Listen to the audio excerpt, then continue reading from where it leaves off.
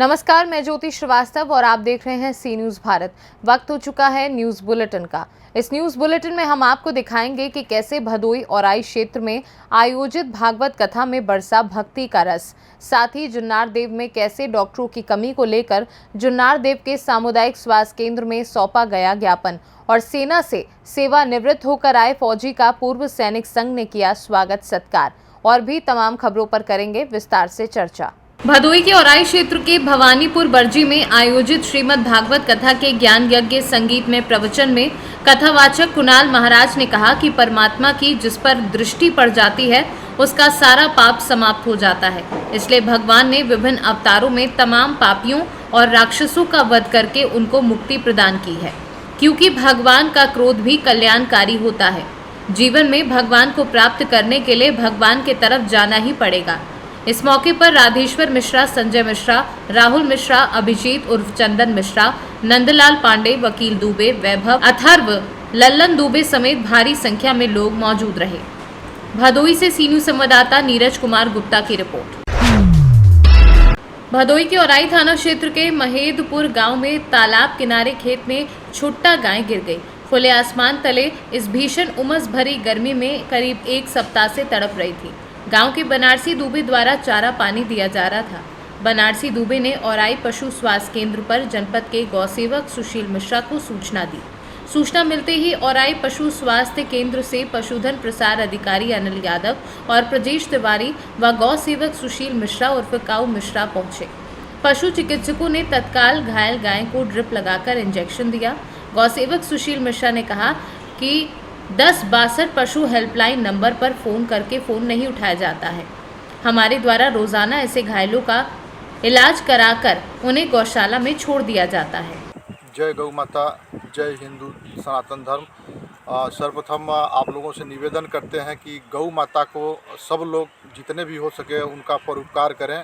और आज महदेपुर ग्राम सभा में हमको कल रात में सूचना मिली, एक बनारसी भाई साहब हैं हमारे जो हमारे गौ माता को देखे तड़पते हालत में देखे, उसके बाद हमको फ़ोन किए तो हम वहाँ पे आए और डॉक्टर को भी सूचना देकर डॉक्टर को भी बुलाया, वो दवा दर्पण इनका करवाया, पानी भी चढ़ा और उसके बाद इनका बंदोबस्त कर रहे हैं इनको अस्थायी गौशाला में कहीं रखवाने का। और रही बात ये कि हम सभी लोगों से हाथ जोड़ कर निवेदन करते हैं कि दूध पीने के बाद गौ माता को छोड़ें ना, जो भी वो अपने घर पे अपने दरवाजे पर रख कर उनको चारा पानी का बंदोबस्त करें। ऐसे में हम सरकारी एक नंबर मिला हुआ है हमको 1962 करके है, 1062 करके है, उस पर हम फ़ोन करते हैं। फ़ोन आज तक उसका रिस्पांस भी हमको नहीं मिलता। आप बात करते हैं, ये करते हैं, वो करते हैं, अभी आज तक कोई हमको उसका रिस्पांस नहीं है, जो कि गवर्नमेंट के यहाँ से तमाम प्रकार के संसाधन लोगों का हो रहा है, लेकिन अभी इस पहल पे कोई संसाधन का दिखावा हो रहा है, लेकिन कर नहीं रहे हैं, ज़मीन स्तर पर कोई कार्य कर ही नहीं रहे हैं। ऐसे में हम जितने किसान बंधु हैं, भाई बंधु हैं, अपने समाज के जितने भी लोग हैं, सभी लोगों से हमारा हाथ जोड़कर निवेदन है कि गौ माता को ऐसे न अपमानित करें, जिनका दूध पी करके आप तन मन धन सब अर्जित करते हैं, और उनको प्रताड़ित ना करें। अगर आपके खेत में कहीं पड़ जा रहे हैं, कहीं नुकसान कर रहे हैं, तो आप थोड़ा इधर उधर हाँक दीजिए, लाठी डंडा मार करके उनका पैर उनको छत विच्छेद मत करिए, जैसे कि समाज में बुराई फैले। और यही कारण है, अगर इस तरीके से आप लोग गौ माता के साथ करेंगे, यही कारण है कि जो आने वाली पीढ़ी है वो पीढ़ी हम लोगों को भी अनाथ के जैसा छोड़ देगी। जय गौ माता। भदोई से सी न्यूज़ संवाददाता नीरज कुमार गुप्ता की रिपोर्ट। कच्चा टूंडला फिरोजाबाद में 29 मई से चल रही श्रीमद् भागवत कथा में प्रसंग में कृष्ण भगवान का जन्मोत्सव मनाया गया, जिसमें उपस्थित लोगों भक्तों में खुशी की लहर दौड़ी। वहीं पर सरस कथावाचक गोस्वामी शास्त्री दुर्गेश के द्वारा कथा का वर्णन किया जा रहा है। कृष्ण भगवान जन्म महोत्सव के शुभ अवसर पर मंडप जय कन्हैया लाल की, हाथी घोड़ा पालकी के जयकारों से गूंज उठा। वहीं पर उपस्थित विनोद गोस्वामी के द्वारा दी गई जानकारी में बताया गया कि कच्चा टूंडला में सतीश सैनी परिवार के द्वारा श्रीमद् भागवत कथा का आयोजन कराया गया है। बताइए, ये भागवत कहाँ पर बैठी है और कब से बैठी है और कब इसका समाप्त होगी, और शास्त्री जी कहाँ के हैं? ये श्रीमद् भागवत श्री सतीश चंद्र सैनी कच्चा टूंडला हनुमान मंदिर के पास, ये आपकी 29 तारीख से कथा बैठी है। सैनी परिवार भागवत करा रहा है और जो श्री महाराज जी है का हैं मुकुल जी महाराज जी वृंदावन के, वृंदावन श्री धाम वृंदावन के। आज कौन सी लीला चल रही है? आज हरिचंद लीला हुई, फिर उसके बाद में भगवान रामचंद्र का जन्म हुआ, उनकी लीला चली। अब कृष्ण का जन्म और जन्मोत्सव मनाया जाएगा। किस तरीके का संदेश देना चाहते हैं आप जनता के लिए? किस तरीके का संदेश देना चाहते हैं आप? हम तो यही कहते हैं कि प्रभु के चरणों में जनता का यही भाव होना चाहिए, जो आज भाव है कच्चे टूला वासियों का, ऐसा ही मेरी माता बहनों का, कच्चे टूला वाली माता बहनों का ऐसा ही भाव बना रहे। प्रभु इनको सद्बुद्धि दे, खूब परिवार को आगे बढ़ाए और कारोबार खूब आगे बढ़ाए। फिरोजाबाद से सीनू संवाददाता सन्नेश कुमार गुप्ता की रिपोर्ट। जुन्नारदेव के सामुदायिक स्वास्थ्य केंद्र में स्वास्थ्य सुविधाएं बढ़ाने, इमरजेंसी केयर यूनिट की मांग, डॉक्टरों की कमी को पूरी करने सहित कई अन्य जनहित मुद्दों को लेकर कन्हान बचाओ मंच एवं सोशल मीडिया ग्रुप दुर्घटना में इलाज के सदस्यों द्वारा तहसील कार्यालय पहुंचकर एसडीएम मनोज प्रजापति को लिखित रूप से ज्ञापन सौंपा है एवं सामुदायिक स्वास्थ्य केंद्र पहुंच मार्ग को बनवाने सहित अस्पताल में स्वास्थ्य संबंधी सुविधाओं को मुहैया करवाने की मांग की गई है। साथ ही ऐसा नहीं करने पर आगामी दिनों में आंदोलन करने की चेतावनी भी दी गई है। ज्ञापन सौंपते समय समूह के सदस्यगण, व्यापारी, जनप्रतिनिधि और पत्रकार उपस्थित रहे। आप लोगों के द्वारा आज एसडीएम साहब को ज्ञापन दिया गया था, किन मुद्दों पे? आज कन्हान बचाओ मंच और दुर्घटना में मांग की समूह ग्रुप दोनों ने संयुक्त रूप से स्वास्थ्य विभाग की जो असुविधाएं जुन्नारदेव विधानसभा में हो रही है, उसको लेके हमने आज एसडीएम साहब को एक ज्ञापन दिया है, जिसमें सभी व्यापारी बंधु, कन्हान बचाओ मंच के सभी सदस्य, दुर्घटना समूह के सभी सदस्य, आम जनता, सभी दलों के नेता, इसमें सर्वदलीय ज्ञापन हमने दिया। तो एसडीएम साहब ने हमारी बात सुनी और हमने इन ज्ञापन ना देके हमने एक निवेदन पत्र उनको दिया है। जो हमारे यहाँ सर्वप्रथम हमारी जो मांग है आईसीयू, इमरजेंसी केयर यूनिट, उसकी स्थापना की जाए, महिला और शिशु रोग विशेषज्ञ की व्यवस्था की जाए, और जो अभी बरसात आ रही है और जो मार्ग अवरुद्ध हो रहा है, तो हम चाहते हैं कि वो मार्ग में कोई परेशानी ना हो और हॉस्पिटल आने जाने के आवागमन में कोई तकलीफ ना जाए। जैसा कि पूर्व में भी ज्ञापन दिया गया है, जिस पर किसी प्रकार का कोई संज्ञान नहीं लिया गया है, तो अगला कदम जैसे मांग पूरी नहीं होती तो क्या होगा? अब आगे फिर संयुक्त रूप से फिर से की मुलाकात की जाएगी और लोगों को और इसमें और जोड़ा जाएगा और लोगों के साथ एक बार फिर भेंट की जाएगी एसडीएम साहब से। ये कुछ समूह द्वारा आपको ज्ञापन सौंपा गया है, क्या है था सर? यहाँ के जुन्नारदेव के स्थानीय समितियों द्वारा स्वास्थ्य संबंधी सेवाओं के लिए और उनमें बेहतर सुधार के लिए ज्ञापन सौंपा गया है, जो संज्ञान में लेके वरिष्ठ अधिकारियों से और स्वास्थ्य विभाग के अधिकारियों को उचित स्वास्थ्य सेवाएं यहाँ पर जुन्नारदेव के वासियों को मिल पाए, उसके लिए कार्रवाई की जाए। जुन्नारदेव से कैमरा पर्सन सानू के साथ वीरेंद्र अग्रवाल की रिपोर्ट। भारतीय सेना में 28 साल की सेवा देने के बाद सेवानिवृत्त होकर आज बयाना पहुंचे फौजी शेर सिंह गुर्जर का बयाना के रेलवे स्टेशन पर बयाना के पूर्व सैनिक संघ की ओर से संघ के अध्यक्ष बलराम कामर की अगुवाई में फूल माला पहनाकर व साफे बंधवाकर स्वागत सत्कार किया गया। इस दौरान पूर्व सैनिकों ने भारत माता के जयकारे भी लगाए। सेवानिवृत्ति के बाद फौजी शेर सिंह आज ट्रेन से बयाना पहुंचे, जिन्हें रेलवे स्टेशन पर स्वागत सत्कार के बाद उन्हें एक खुली जीप से जुलूस के रूप में उनके पैतृक गांव सिकंदरा ले जाया गया। इस मौके पर पूर्व सैनिक संघ के अन्य पदाधिकारियों व सदस्यों सहित उनके गांव के लोग भी मौजूद रहे। वहीं फौजी शेर सिंह ने सभी प्रकार के नशे व सोशल मीडिया पर आने वाले भड़काऊ और फर्जी मैसेज को समाज व देश के लिए खतरनाक बताते हुए इनसे सभी को बचने का भी आह्वान किया। जय हिंद। आज बहुत ही बड़ा खुशी का दिन है। हमारे बीच में हमारे भाई सूबेदार शेर सिंह गांव सिकंदरा 5 राजपूत अपनी 28 साल की सेवा देकर के सकुशल हमारे बीच में आज बयाना रेलवे स्टेशन पर हमारे समस्त पूर्व सैनिक संघ की टीम के द्वारा इनका भव्य स्वागत किया गया। हम तो हमारी समस्त टीम की तरफ से इनको बहुत बहुत हार्दिक शुभकामनाएं और बधाई देना चाहते हैं। आप जिस प्रकार से अपने सेना में जो नौकरी की है, सेवा की है, इसी प्रकार से आप हमारे बीच में, समाज के बीच में आप सेवा देंगे। जय हिंद, जय भारत। मैं सूबेदार शेर सिंह 5 राजपूत में 1995 में भर्ती हुआ था और अभी मैं फतेहगढ़ सेंटर से 31 मई 2023 को रिटायरमेंट हुआ हूँ। मैंने देश की सेवा के लिए 28 साल सेवा करी देश की, और भारत देश के चारों कोनों में मैंने नौकरी करी। अधिकतर ऑप्शनल एरिया जैसे J&K, आसाम में अधिकतर मेरी नौकरी। उसके अलावा मैंने इंस्ट्रक्टर भी रहा था सेंटर में, जो रिक्रूट भर्ती होकर जाने उनको ट्रेनिंग दी, NCC को ट्रेनिंग दी, काफ़ी मौका मिला। और जितने भी नवयुवक लड़के हैं उनसे मैं अनुरोध करता हूं कि जो ये सोशल मीडिया या नशीली चीज़ों का प्रयोग करें, इनको ना करें। अग्निवीर में भर्ती हों आप, बहुत ही अच्छी नौकरी है भारतीय सेना की। ये हर एक इंसान को मौका नहीं मिलता है, जो लकी मैन इंसान होता है उसी को मौका मिलता है। जय हिंद, थैंक यू। बयाना से सी न्यूज़ संवाददाता लोकेंद्र शर्मा की रिपोर्ट।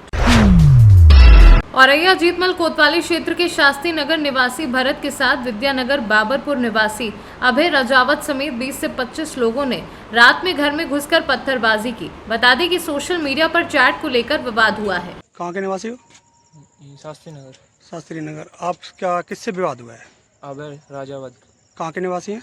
जी विद्यानगर। किस बात को लेकर विवाद हुआ है? हमने DP स्टोरी लगाई थी, इन्होंने उस पर कमेंट की, उल्टी सीधी गालियाँ लिखनी शुरू कर दी।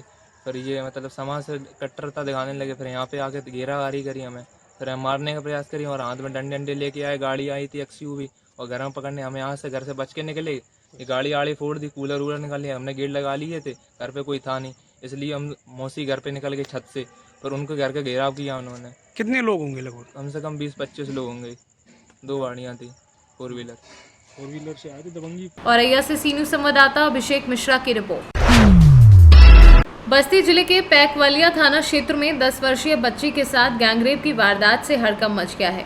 गांव के ही 3 नाबालिग युवकों ने, जिनकी उम्र 13 से 14 साल है, गैंगरेप की वारदात को अंजाम दिया है। गैंगरेप के बाद बेहोश बच्ची को बांस के जंगल में छोड़कर फरार हो गए हैं। गैंगरेप की सूचना के बाद SP गोपाल चौधरी समेत भारी संख्या में पुलिस बल घटनास्थल पर पहुंचकर निरीक्षण किया। पुलिस ने तीनों आरोपियों को हिरासत में ले लिया है। आपको बता दें कि बीते रात गांव में शादी समारोह का आयोजन था। बच्ची भी शादी समारोह में शामिल होने गई थी। देर रात अब 10 वर्षीय बच्ची शादी समारोह से वापस घर जा रही थी। उसी दौरान रास्ते में 3 युवकों ने उसको अगवा कर लिया। पास में बांस के जंगल में ले जाकर तीनों ने बच्ची के साथ गैंग रेप की वारदात को अंजाम दिया है। दुष्कर्म के बाद बच्ची बेहोश हो गई। तीनों आरोपी बच्ची को बेहोशी की हालत में छोड़कर फरार हो गए। SP गोपाल चौधरी ने बताया कि गैंगरेप के तीनों आरोपियों को अरेस्ट कर लिया गया है। तीनों आरोपी नाबालिग हैं। FIR दर्ज कर ली गई है। SP ने कहा कि जिस जगह पर घटना हुई है, मेरे द्वारा घटना स्थल का निरीक्षण किया गया है। आगे की कार्यवाही पुलिस द्वारा की जा रही है। थाना पैकोलिया में ग्राम रेवटा में आज सूचना मिली कि एक 10 वर्ष की बच्ची के साथ 3 लोगों ने गलत काम किया है। उसमें तीनों अभियुक्तों को, जो नाबालिग है, गिरफ्तार कर लिया गया है। मौके पर पुलिस मौजूद है। जो घटनास्थल है उसको कॉर्डन ऑफ कर लिया गया है। FIR पंजीकृत कर अग्रिम कार्रवाई प्रचलित है। बस्ती से सी न्यूज़ संवाददाता शैलेंद्र कुमार की रिपोर्ट। खबर है बिहार के बेगूसराय से, जहां बेगूसराय से अचानक 3 नाबालिग लड़कियां गायब हो गईं। वहीं तीनों लड़कियां गायब होने से पूरे गांव में सनसनी फैल गई। मामला मंझौल थाना इलाके के पावड़ा वार्ड नंबर 5 का है। बताया जा रहा है कि ये तीनों छात्राएं स्कूल गई थी, फिर स्कूल से वापस घर नहीं लौटी। लड़कियों के घर नहीं आने पर परिजन परेशान हो गए और लगातार तलाश करना शुरू कर दिया। काफ़ी खोजबीन के बाद भी तीनों लड़कियां नहीं मिल सकी। थक हार कर तीनों के परिजनों के द्वारा थाने में गायब होने की सूचना दी गई। परिजनों ने अपनी बच्चियों के अपहरण की आशंका जताई और मामला दर्ज कराया है। इस मामले में पुलिस ने तुरंत कार्यवाही करते हुए प्राथमिकी दर्ज करी है। लड़कियों की तलाश के लिए टीम लगाई गई है। SP योगेंद्र कुमार ने बताया कि तीनों की मोबाइल डिटेल खंगाली जा रही है। कुछ साक्ष्य मिले हैं। पुलिस जल्द ही तीनों लड़कियों को बरामद कर लेगी। इधर नाबालिग लड़कियों के गायब होने से परिजनों में कोहराम मच गया है। वहीं इस घटना को लेकर गांव में भी तरह तरह की चर्चाएं हैं। इन छात्राओं को कैसे गायब किया गया ये स्पष्ट नहीं हो पाया है। बेगूसराय के SP योगेंद्र कुमार ने बताया कि पीड़ित महिला के आवेदन पर प्राथमिकी दर्ज कर ली गई है। पुलिस सभी बिंदुओं पर जांच कर रही है। पीड़ित की मां ने आशंका जताई है कि अज्ञात लोग तीनों छात्राओं को बहला फुसलाकर ले गए हैं। पुलिस ने लगातार बच्चियों की तलाश शुरू की हुई है और तीनों बच्चियों का मोबाइल डिटेल खंगाला जा रहा है। उस मोबाइल डिटेल में कुछ साक्ष्य भी मिले हैं। उसके आधार पर तीनों बच्चियों को तलाश किया जा रहा है। मंझौल में एक मामला आज हम लोग के सामने आया है, जिसमें कि 3 लड़कियां जो कि स्कूल जाती थी, वो घर से निकली थी, वापस लौट के नहीं आई है। उनसे परिवार वालों से पूछताछ की गई है तो उन्होंने आवेदन भी लिख के दिया है, जिसमें उन्होंने बताया है कि कोई व्यक्ति उन्हें बहला फुसला करके गलत काम के लिए ले गया है। तो इसमें पुलिस ने FIR दर्ज कर ली है। तीनों लड़कियों के जो मोबाइल फ़ोन है उसको पुलिस खंगाल रही है और एक विशेष टीम का भी गठन किया गया है STP मुजोल के नेतृत्व में, और इसमें जो भी सच्चाई होगी वो पुलिस इसमें जल्दी पता लगा लेगी। इसमें अनुसंधान जारी कर दिया गया। क्या लग रहा है सर, तीनों अचानक गायब? देखिए, अभी कहना मुश्किल है, लेकिन इसमें सारे एंगलों पे जांच हो रही है। स्वयं गई हैं, कोई लेके गया है, ये सब अनुसंधान का विषय है। और उनके मोबाइल फ़ोन को चेक किया गया है तो उसमें बातचीत का ब्यौरा पुलिस उसको जांच कर रही है। उनके जो स्कूल में साथ में पढ़ने वाले जो स्टूडेंट्स हैं, उनके टीचर्स हैं, उनके पेरेंट्स हैं, आस पड़ोस के लोग हैं, सभी से पुलिस पूछताछ कर रही है।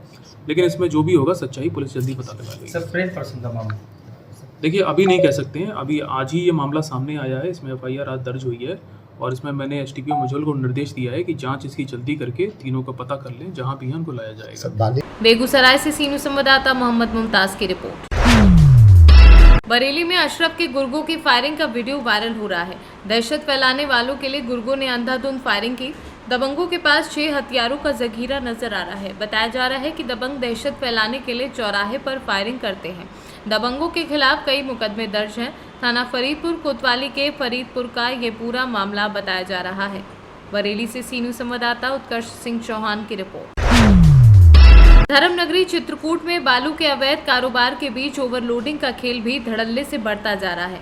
इस कारोबार से सरकार को लाखों रुपए के राजस्व का चूना लग रहा है। ओवरलोडिंग और अवैध बालू के कारोबार में पुलिस पर भी मिलीभगत का आरोप लग रहा है। रात के अंधेरे में चलने वाले करोड़ों के इस कारोबार की खबर अधिकारियों को भी है। थाना सरधुआ अंतर्गत धौरहरा बालू खदान में मानक से ज्यादा अवैध बालू का खनन व अवैध तरीके से ओवरलोडिंग किया जा रहा है, जिसमें लाखों का प्रतिदिन सरकार को राजस्व का नुकसान हो रहा है। लेकिन शासन प्रशासन के द्वारा कार्यवाही के नाम पर केवल खानापूर्ति की जा रही है। वहीं क्षेत्रीय किसानों ने बताया कि धौरहरा खदान में रात में भी अवैध खनन और ओवरलोडिंग परिवहन का खेल चलता है और घाट संचालकों को शासन प्रशासन के आदेशों निर्देशों की जरा भी फिक्र व भय नहीं है। हो भी कैसे, घाट संचालकों के ऊपर कोई कठोर कार्यवाही तो होती नहीं है। बताया जाता है कि इन खनन माफियाओं का नेटवर्क इतना सक्रिय है कि अधिकारियों से मिलीभगत कर पूरे ऑपरेशन को अंजाम दिया जा रहा है। चित्रकूट से सीनू संवाददाता वीरेंद्र की रिपोर्ट। फिलहाल इस बुलेटिन में बस इतना ही। देश दुनिया की बाकी खबरों को जानने के लिए आप देखते रहिए सी न्यूज़ भारत।